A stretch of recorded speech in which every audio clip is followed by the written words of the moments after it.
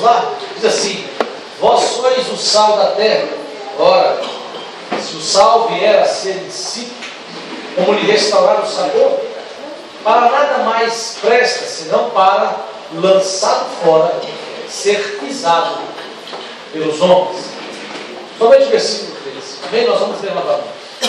Vós sois o sal da terra. Ora, se o sal vier a ser insípido, como lhe restaurar o sabor, para nada mais presta, senão para, lançado fora, ser pisado pelos homens. Meus irmãos amados, geralmente a igreja usa esse texto como um texto militante, é um texto ao qual a igreja vai para cima e conquista. Nós somos o sal da terra, nós temos algumas propriedades como sal, então é usado como a igreja aqui, como um texto para que a igreja avance, para que a igreja milite. Mas eu quero que esta noite nós tenhamos a interpretação correta desse texto, que ele não trata basicamente de um texto de triunfo, ele trata de um texto muito mais para dentro da igreja, um texto muito mais que Jesus tratou pessoalmente da vida do discípulo e daqueles que estavam sendo liderados por ele. E para que nós possamos ter algumas ideias sobre o que o texto quer dizer, nós precisamos primeiro saber o contexto ao qual Jesus estava explicando esse texto do sal da terra. E a resposta do texto do sal da terra, vem exatamente nos versículos anteriores, como Jesus disse, o sermão da bem-aventurança. Irmãos, o que me deixa bem firmado nesse texto e bem tranquilo, é que Jesus não fala de santidade legalista nele. Esse texto fala de uma separação muito mais autêntica e real do que uma separação que está aos olhos que o mundo pode ver. Então vamos para algumas propriedades que o sol tem, que o sal tem, que nós deveríamos ter, como Jesus disse: nós somos o sal da terra. Normal, cadê o cara? Tem que ser de duas. Eu cheguei caindo. Tem que ser de duas. Não aguentou não. Aconteceu comigo aqui na frente do dia do pior. Aconteceu normal. Aconteceu 3 vezes. Amém. Vamos lá, vamos voltar para o texto. Recepção. Glória a Deus. Hoje você pode sentar. No dia do teatro, bom, Renato, você ficar mais tranquilo. No dia do teatro aconteceu comigo aqui na frente. Mas aconteceu e eu já fiquei sentado. Aconteceu comigo aqui, ó, nessas cadeiras de plástico. Está na hora de colocar a banda de ferro. Amém? Meus irmãos, vamos lá então. 3 coisas básicas nós temos que ter compreensão na nossa vida diária. Amém? Se nós quisermos ser completos. O grande problema, esses dias eu estava escutando aquele autor, Augusto Cury, perdi meu sono no domingo passado, eu acho que foi para escutar ele. 2 horas da manhã, teve uma entrevista na televisão, aquele Dória entrevistando Augusto Cury, e eu achei interessante o que ele disse, pastor Maria. Ele falou que 80% da população mundial, 80% tem algum traço psíquico, algum problema psíquico. Nem que seja de pequeno ao grande grau. Traços de necessidade, por exemplo, de tomar remédio para dormir, constantemente. Traços, por exemplo, de nervosismo no trânsito. Pessoas que têm necessidade de tomar hormônios anabolizantes em excesso para ter um corpo que muitas vezes já está bonito, mas ele quer um excesso e acaba estragando. Mulheres que estão usando botox já estão bem, mas usam em excesso, chega a deformar o rosto com excesso. Ele disse que 80% da população tem traços. E ele falou que ele, sendo ateu, o que o levou a se apaixonar e aceitar Jesus, sendo ateu, foi vendo que Jesus era um homem que deveria ter todos os traços e todas as personalidades mais difíceis psíquicos, que era o velho que estava enfrentando grandes pressões na vida. Ele era um grande líder da época, as pessoas estavam querendo tomar o governo de Roma, a polícia estava atrás dele, o exército atrás dele, ele sabia que ia morrer de morte violenta, era um homem que era para estar desesperado. Mas nem por isso Jesus conseguiu, em meio a tantas crises, por exemplo, daquela mulher adúltera, ele conseguiu, sentado, aplacar o furor do povo, escrever na areia, e com uma frase, ele conseguiu superar a razão da sociologia, da filosofia, com uma frase: quem não tem pecado atire então.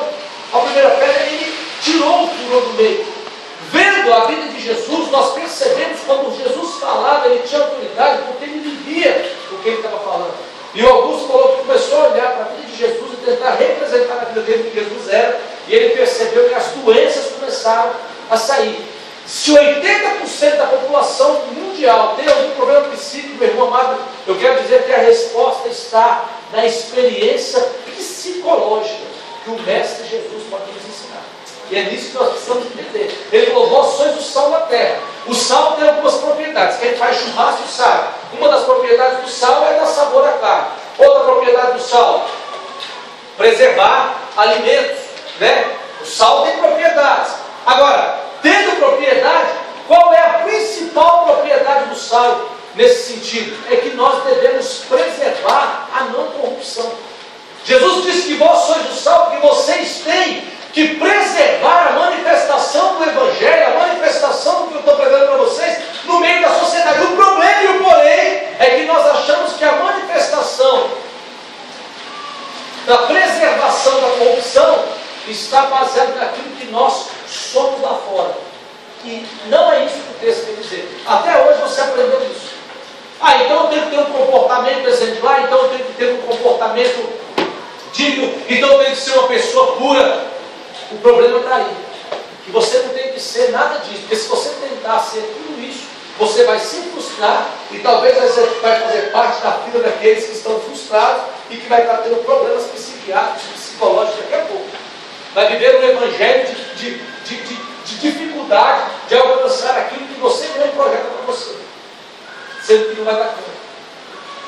Quando Jesus fala em sermos o sal da terra, ele está dizendo basicamente o seguinte: ele está dizendo o seguinte, pergunto para você: você e eu, vocês discípulos, vocês precisam se esvaziar de vocês mesmos em primeiro lugar. E essa pregação triunfalista, que fala que o homem vai comer o melhor nessa terra, que fala que o homem vai ter todo o dinheiro nessa terra, que fala que o homem tem que viver nos... Meu irmão, isso tem, de certa forma, estragado o evangelho genuíno, é o que Jesus Cristo pregou. Porque se não é a luta, meu irmão amado, não há amadurecimento. E a maneira que Jesus criou, e a maneira que Deus usou para haver amadurecimento na minha e na sua vida, você pode ter certeza que é através de luta. É passando por luta e enfrentando a luta que você, superando ela, é que você e eu, é que nós amadurecemos. Quando Deus olha para Neemias olha para trás, Deus fala: quantos tem para te ajudar a restaurar o templo? Neemias fala: só 70. Deus fala: 70 no tempo de crise. Agora, quando vier o tempo da bonança, vai ser tanta gente que as estrelas dos céus é maior do que o número das estrelas dos céus. Meus irmãos, tempo de crise tem pouco crescimento. Tempo de bonança é que você conta, então, aquilo que Deus te dá. Crise não é tempo, meu irmão, de você ver crescimento na sua vida. Crise é tempo de você e eu vermos amadurecimento na nossa vida. Toda vez que Deus leva o homem e a mulher de Deus a uma crise, pode ser crise financeira, crise psicológica, crise emocional, toda crise na vida do homem e na vida da mulher é Deus levando ele à maturidade espiritual. Em tempo de crise você conta, você vê pouquinho, mas no tempo, meu irmão amado, que você alcança a maturidade, quando você olha, tem multidão. Deus não dá muito, meu irmão amado, enquanto você não amadurece, enquanto eu não amadureço. E nesse sentido aqui, o que ele traz, meu irmão amado, é que nós precisamos primeiro saber como adorar a Deus. Primeiro reconhecer e saber que você veio à presença de Deus não para receber nada.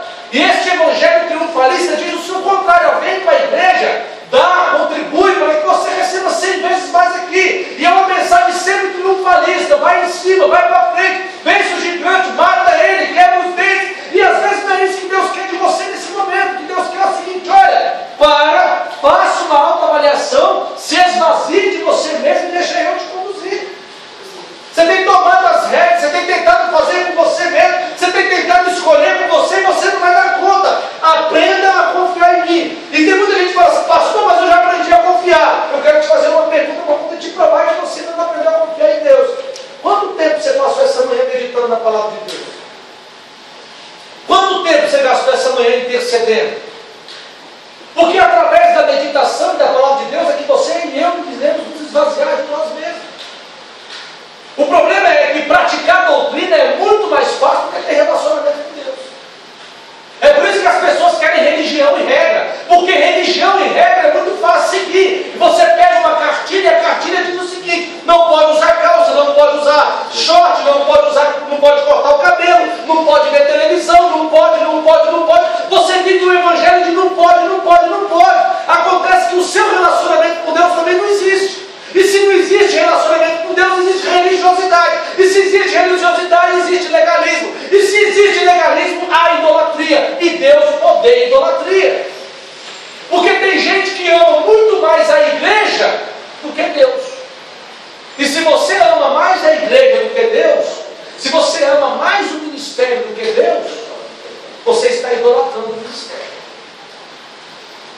De maneira, meu irmão amado e querido e minha irmã, que me escuta nesta noite, para a minha vida também, se isso aqui para mim é mais importante do que o meu relacionamento com Deus, então eu estou idolatrando isso aqui.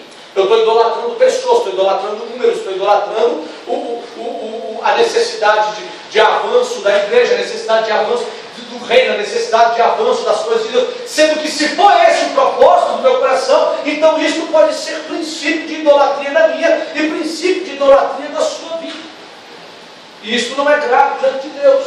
Então entenda uma coisa, quando Jesus fala, olha, vejam, vinde, e vocês têm que ser o sal da terra, a necessidade de ser o sal da terra não é uma necessidade daquilo que você está fazendo ou deixando de fazer para os outros ver, porque isso passa, é aquilo que você está se tornando em Deus, sendo que se eu e você estivermos desenvolvendo um relacionamento com Deus, nós naturalmente iremos salgar quem está ao nosso redor. Portanto, as coisas são simples, é o tempo que nós dedicamos em oração, leitura bíblica, devoção a Deus, é o tempo que nós gastamos estando com Deus, é que vai fazer a diferença no dia a dia da nossa vida. Essa é a moral e essa é a razão do Evangelho. A razão do Evangelho, meu irmão amado, não é você viver de triunfo em triunfo, porque viver de triunfo em triunfo, eu conheço pessoas que é assim, ó, pastor, acabei de voltar de um congresso, ela volta de um congresso cheio de poder, ela volta de um congresso cheio de fogo, ela volta de um congresso cheio de ação, e tal, passam 3 dias, ela já se esvaziou, e aí ela precisa de um próximo congresso. Tem pessoas que vivem de congresso em congresso, retiro em retiro, só em retiros que ela se enche. Sendo que a palavra de Deus diz, não vos embriagueis com o vinho, mas deixai-vos encher do Espírito. O preenchimento do Espírito ele tem que ser constante. Eu vou tirar uma semana de jejum, muito bom tirar uma semana de jejum, mas se você passar o resto do ano sem jejuar, não houve constância. A diferença dos grandes homens de Deus, eu estava escutando a vida de John Piper esses dias, através de uma autobiografia, a vida de Driscoll, são pastores referenciais dos Estados Unidos hoje em dia, e eles disseram uma coisa simples, pastor Maria, eles disseram o seguinte, olha, nós não somos fenomenais, acontece que eu, Driscoll e alguns pastores, há 40 anos fazemos um pouquinho a cada dia, mas fazemos constantemente. Nós lemos Bíblia diariamente há 40 anos, nós oramos diariamente há 40 anos, nós nos enchemos do Espírito diariamente há 40 anos, nós não vamos para o retiro e passamos a madrugada toda só, e depois passamos a semana sem. Vocês estão entendendo? Vós sois o sal da terra, o sal ele tem que ter a sua propriedade constantemente. E aí eu me lembrando de um pastor, até um pastor do nosso meio, Igreja de Cristo, ele dizendo que quando mais jovem, o pastor Justino, pregando até no congresso, achamos engraçado demais essa parte. Ele falou assim que para ele ser santo, pastor Maria, na época dele, quando ele era jovem, era não usar havaiana e não usar bermuda. Um homem que usasse bermuda e havaiana não era santo. Então ele começou a andar só de calça, só sapato, e sempre muito sério. E aí o sonho dele era conhecer um grande pregador da época, em 1960, 70, que era Ortiz, que escreveu no livro O Discípulo, na Argentina. E aí eles pegaram um ônibus daqui e foram para a Argentina para conhecer o Ortiz no congresso. Chegaram lá para conhecer o Ortiz, aquela multidão convertendo, aceitando a Jesus. E foram lá para conhecer o Ortiz. Quando eles foram conhecer o Ortiz, tinha acabado de terminar a pregação, o Ortiz tirou a camisa, tirou a bermuda de short de banho, caiu na piscina para nadar. E já falaram, esse cara não é santo.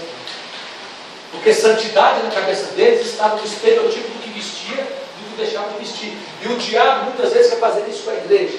As pessoas falam assim, eu virei crente. Por que você virou crente? Eu virei crente porque eu andava de short curto, agora eu ando de saia. Eu virei crente porque eu andava com o cabelo solto, agora eu não corto mais o cabelo e faço o coque. Eu sou crente porque eu andava de bermuda, agora eu ando de calça jeans. Eu tomava posse no padre, agora eu tomo santa ceia do pastor. Isso não faz de você crente, só mudou o seu estereotipo. E ficar tentando viver o evangelho de fora para dentro, meu irmão amado, é o que Jesus falou sobre o sepulcro caiado. É vazio, é sepulcro caiado. Eu não faço, eu não falo, eu não brinco. Tem gente que nem ri, tem gente que nem brinca, tentando ser santo de fora, de fora para dentro. Sendo que a santidade tem que ser uma coisa natural. Pastor, o que o senhor quer dizer com isso? O que eu quero dizer, meus irmãos queridos e amados, é que isso serve para mim e para você. Deixa eu falar uma coisa. A autenticidade é aquilo que eu me torno Deus e que naturalmente transparece na vida das pessoas. Deixa eu falar uma coisa. Antes de ter, queira ser. Vamos repetir isso para nós mesmos. Antes de ter, vamos ser. Antes de ter, vamos ser. Antes de ter, vamos ser. Esses dias eu fui escutar uma das maiores CEOs, maiores administradoras de empresas do mundo, Márcia, lá no auditório do TCU. Ela veio pregar, estive lá para escutar essa mulher de Deus. Ela falou uma frase que ficou marcada para mim. Ela disse o seguinte: ela pegou uma empresa com 9 pessoas. E ela falou quando ela era jovem, menina, pequena, ela não era nada. Nada estava certo para ela. Viveu com o pai separado, tudo triste. A mãe dela levou ela para a igreja, depois foi professora da escola dominical dela nos Estados Unidos, lá na igrejinha e tal, mas sempre dificuldade. Ela falou: eu não vou virar nada, eu não vou ser nada.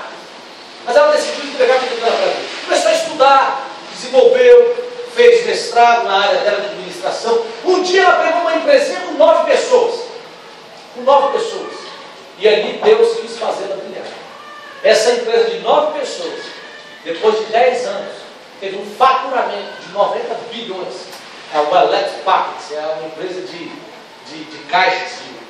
E ela foi conhecida como uma grande administradora. Foi contratada por uma outra empresa. Ao entrar nessa empresa, ela falou que começou a ver naturalmente aquilo que ela vinha através de lutas e lutas e lutas e crises e conflitos internos e percepções no casamento, dificuldade com os filhos. Ela foi percebendo que naturalmente aquelas coisas saíam na hora que precisou. Ela viu que tudo na vida dela foi um treinamento para hoje ela poder estar onde ela está. Hoje ela faz parte do ministério Willow Creek, é uma igreja com 20 mil membros, 25 mil membros, e uma das CEOs ali, E ela disse uma frase interessante: aquilo que Deus te dá é o presente de Deus para você. Aquilo que você faz com o que Deus te dá é o seu presente para Deus.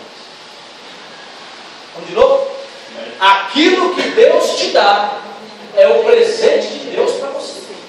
Aquilo que você faz com o que Deus te dá é o seu presente que você vai dar para Deus. Tudo. Até as dúvidas que Deus te dá, Ele está te dando um presente. Porque Ele diz: ó bendita luz que me leva para mais perto de Deus. Você sabia que até as dificuldades vêm de Deus? Você sabia que até os momentos de choro é Deus que permite? Porque senão não há crescimento, senão não há maturidade. Vós sois o sal da terra. Se o sal vier a ser insípido, para nada mais serve, senão para ser lançado fora e pisado pelos homens. Ele não está falando pisado pelos demônios, não está falando de inferno aqui não. É ser pisoteado pelos homens. É ser a escória da sociedade. É ser aqueles que todo mundo pisa, que todo mundo humilha. Pastor, qual é o segredo de ser um homem ou uma mulher de Deus? Estabeleça prioridade e busque cumprir essa prioridade. Qual é a prioridade? Vamos lá, escola dominical? Buscai, pois, em primeiro lugar, o reino de Deus e a sua justiça, e as demais coisas serão acrescentadas. Estabeleça uma prioridade e busque cumprir essa prioridade. O tempo que você tira diante de Deus, meu irmão amado, é o sucesso que você terá em não deixar se corromper e corromper as pessoas que estão ao seu redor. Você sabia que Deus às vezes pega você pelo pescoço quando não está preparado? Essa, lá em Ezequiel, quando fala que Deus nos leva para a fornalha, o texto no original significa: pega pelo pescoço e joga no fogo. Quando a gente está muito metidão, meu irmão, tem gente que começa a crescer um pouquinho na vida. Eu conheço mulheres que elas crescem isso aqui, ó. Aquela moça que vinha falar com você: tudo bem, tudo bom, Pai do Senhor, ela já chega assim, ó, e joga o cabelão para bater na sua cara, e vai já e joga, e quer. Em pouco tempo, Deus pega o pescocinho da irmã,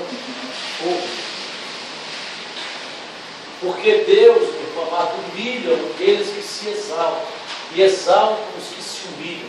E tem gente gente que não compreende esse texto. Exaltar os que se humilham é se humilhar na presença dele. Sabe o que é se humilhar na presença de Deus? Fecha a porta do teu quarto, ora ao teu Pai que está em secreto, e o teu Pai que está em secreto te recompensará. Ah, meu irmão, se continuasse do jeito que continuou, muitas vezes o ministério de muitos homens de Deus não teriam redundado em vitória, porque começariam a achar que eram por eles, e não é, tudo vem de Deus. E a resposta, meu irmão amado, para que nós possamos salgar a terra, está nos próprios versículos do contexto. Nós temos que ler a palavra observando o contexto da palavra. No versículos anteriores, Jesus vai então mostrar como é que nós podemos então ter essas propriedades do salmo. E a primeira propriedade está no versículo 3, quando ele diz: bem-aventurados os pobres de espírito, ou os humildes de espírito, porque deles é o reino dos céus. E ser pobre de espírito, para que o sal possa salgar a terra, significa que Deus não usa os sábios, Deus não usa os grandes, Deus usa os pequenos para confundir os sábios. Ser pobre de espírito é você se esvaziar de você mesmo. E quanto menos de você houver na sua vida, mais de Deus haverá em você.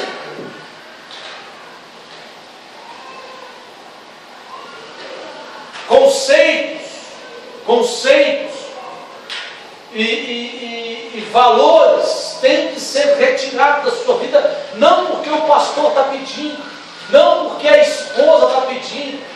Valores têm que ser retirados da sua vida, não porque fulano ou ciclano estão pedindo. Valores têm que ser tirados da sua vida, porque a palavra de Deus começa a entrar no seu coração e começa a querer te mudar. Amém? Já conheci pessoas, meus irmãos amados e queridos, já conheci pessoas que muitas vezes vivendo uma vida cheia de si, cheia de valores próprios, cheia de condição própria, chega lá na frente,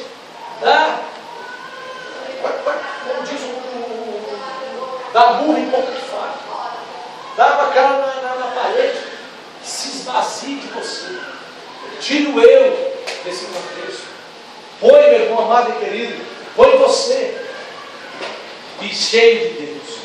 Ele continua dizendo: bem-aventurados os que choram, porque serão consolados. A duquesa de Cambridge, ela se converteu e ela falou uma frase interessante: eu não me converti por causa do triunfo do Evangelho, eu me converti porque eu via alegria dos verdadeiros cristãos. Mais precisamente, eu vi alegria na vida de George Whitefield, o homem que me chamou para Jesus. Sabe qual é a principal característica do Evangelho depois do amor? Porque o Evangelho é do amor para o amor, do amor para o amor. Amém? Do amor vai para o amor, do amor volta para o amor. É sempre amor. Mas a principal característica depois do amor do Evangelho significa gozo, alegria, ser cheio. Tem até um livro que foi escrito agora, Como Tratar a Esposa, um livro escrito por um pastor reformado, e na verdade não fala nem sobre marido e mulher, ele fala como tratar a esposa, porque ele fala das características que o marido deve ter para com a esposa. Sabe qual é o resumo do livro? É que quanto mais parecido com Jesus o marido for, mais bem sucedido no casamento ele será. E isso não serve só para o marido, meu irmão, para a mulher. Isso serve para a vida diária. Quanto mais parecidos sinceramente com Jesus e autênticos de Jesus nós formos, mais completo nós estaremos para o dia a dia. Jesus foi um mestre por excelência que ensinou como é que deveríamos enfrentar as pressões do dia a dia, as dificuldades do dia a dia, os problemas de ansiedade, os problemas de angústia. Era um homem que, quando teve um problema financeiro, ele resolveu imediatamente mostrando: eu sou o Senhor sobre o dinheiro. Pedro, vem cá, pesca. Amanhã, quando você for pescar, abre um peixe. Terá dinheiro para mim e para você. Vai lá e paga o imposto. Meu e teu. Dinheiro não é problema. Dinheiro na vida cristã, no Evangelho, é solução para os nossos problemas, meu irmão amado. Dinheiro não deveria e não deve faltar nunca. E não vai faltar para aqueles que são fiéis. O problema é que nós queremos o excesso do dinheiro. Nós queremos o luxo do dinheiro. Mas o dinheiro básico, o dinheiro diário, meu irmão amado, você pode ter certeza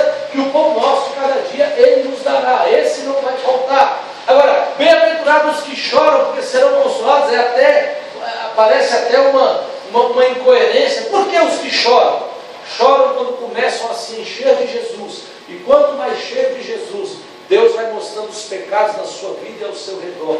Tem gente que está tão vazio de Jesus que peca e nem sente que está pecando. Isso acontece muitas vezes conosco, comigo, com você. Quanto mais afastados de Jesus nós estivermos, menos o pecado vai nos fazer mal. Quanto mais cheios de Jesus nós estivermos, ao primeiro sinal de pecado, até ser falado o outro, nós vamos sentir o Espírito Santo nos incomodando. Então choram, bem-aventurados que choram, é que choram, meu irmão amado, pela sua condição diante de Deus. Quando João escreve o Evangelho, ele não escreve assim, ó, João, o discípulo que ama Jesus. Ele escreve assim, ó, João, o discípulo a quem Jesus ama. Isso tem uma grande diferença. Se você adorar a Jesus pelo seu amor por Ele, você vai apresentar para Ele quase nada. Adore a Jesus e comece a adorar a Jesus a partir de hoje pelo amor dele por você. Isso muda tudo. Jesus me ama. Eu amo Jesus. Significa quase nada, porque nós somos falhos, nós somos pequenos. O nosso amor para com Jesus é muito pequeno. O que é grande, meu irmão, é o amor dele por nós. Ele, sendo Deus, não teve por usurpação ser igual a Deus, se esvaziou a si mesmo, tomando a forma de servo, e se humilhando em forma de servo, morreu a morte de cruz, meu irmão, para salvar a mim e salvar a você. Nós temos que servir a Deus não pelo que nós temos por Ele, mas o que Ele representa por nós. Jesus me ama, Deus me ama. Eu não mereço, eu não sou digno, mas Ele me ama. Isso muda tudo. E independente do que você faça, Ele te ama e ponto. Mas se eu jejuar 20 horas por dia e ler Bíblia o dia inteiro e orar, Ele vai me amar mais? Não. Ele te ama e ponto final. O que você faz é a representação do que Ele te deu e que você quer dar para Ele como presente. Eu quero te oferecer um presente, mas se você der um presente para o pai ou para a mãe, ele não vai amar mais ou menos. Ele te ama. A mãe ama o filho do mesmo jeito, o pai ama o filho do mesmo jeito. Pode ser até aquele filho que nem aparece em casa, mas o pai continua amando, a mãe continua amando. O nosso Deus nos ama.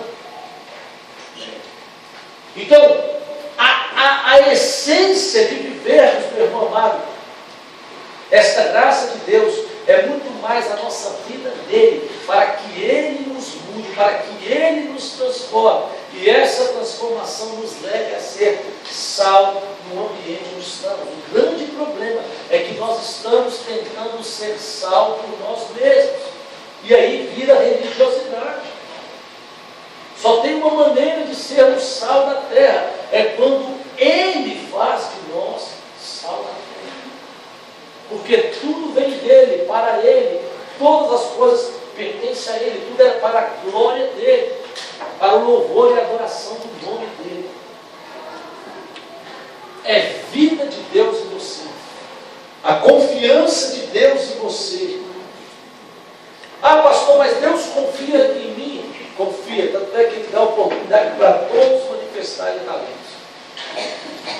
Muitas vezes nós é que ficamos aqui, mas Ele continua dizendo: bem-aventurado os mansos, porque herdarão a terra.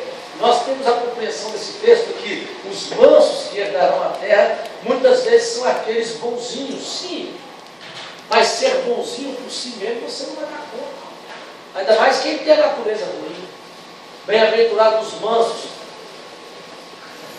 que são amansados e adestrados à presença de Deus. Ser manso diante de Deus, deixar Deus tratar. Entenda que o sermão do monte não é apenas um sermão, meu irmão amado, de manifestação para fora.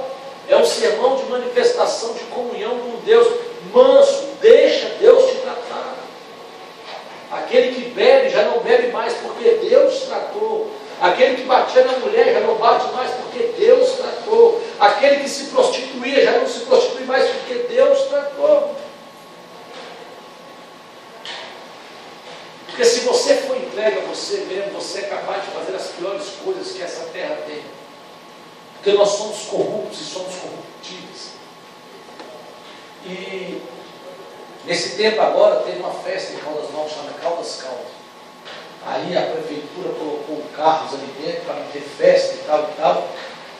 Parece que os capetas saíram do meio da cidade e foram para as rodovias tentar tratar tudo que teve de morte de jovem nessa estrada de Caldas Novas, nesse final de semana, desse negócio. Dá dó no coração de Deus. E a maneira que nós temos, meu irmão amado, de salgar o nosso ambiente é atrairmos as pessoas a Jesus. Atrairmos as pessoas a Jesus quando elas nos olharem e falar: eu quero o gozo que está na vida desse homem, eu quero o gozo que está na vida dessa mulher, a alegria na vida dele, a alegria na vida dela, a completo. Ele é um ser completo, ela é um ser humano completo, um ser humano vivo, porque há alegria no coração. Deixe Deus te amansar. Deixe Deus me amansar, se aquiete, e se você é de Deus, Deus vai te levar a esse nível de vida. Pode ter certeza disso. Quem é de Deus, Deus atrai para esse nível para se tornar. E ele continua dizendo: bem-aventurados os que têm fome e sede de justiça. A palavra continua aqui, ó, comida e água. O que falta para nós é apetite para comer e para beber.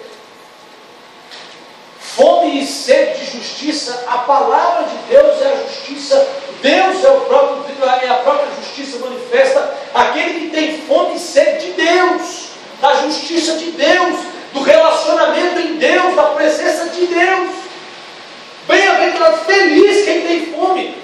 Está chegando a hora da reunião de oração, eu estou empolgado com a reunião de oração. Está chegando a hora do culto, eu estou empolgado com o culto. Está chegando a hora de eu ler Bíblia, está chegando o momento do meu devocional, eu tenho alegria disso. Bem-aventurado, feliz quem tem fome e sede, porque a comida continua aqui, ó, no seu interior fluirão rios de água viva, continua aqui a água, falta para nós fome, sede, apetite para comer, desejo.